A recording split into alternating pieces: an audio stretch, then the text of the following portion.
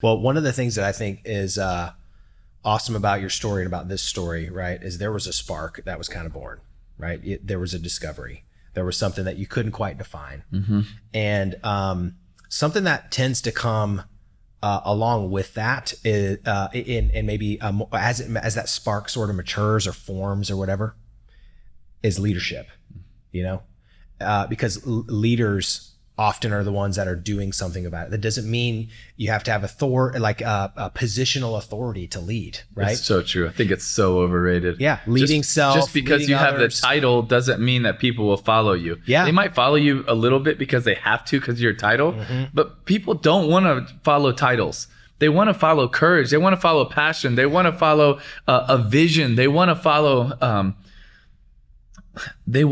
someone that they see something in them that they want in themselves. Yeah, it's so good. And I think what was kind of an early leadership discovery for you, right? What was kind of a story where you're like, wait a second, if I'm going to be a person that's going to do something about it, whatever I encounter, whatever challenge I face, or if I see others facing challenge, I'm going to do something about it. What was kind of an early one for you where you're like, leadership really started to form in you? I think I was very fortunate because I got to see my dad, who I think is a really good leader, my whole life growing up. And I got to watch so many coaches that I had growing up, and I got to see them lead in so many different ways.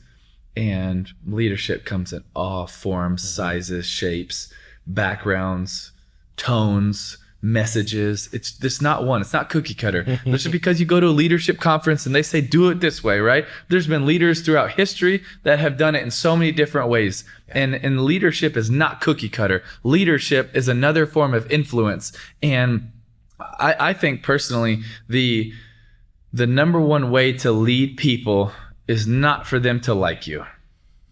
It's for them to respect you. That's good. Because I think so much, it's like, man, if I want to lead my team, or I want to lead my business, or I want to lead my church, or I want to lead my school, or I want to lead my friends, it's like, man, they should really like me. Well, what happens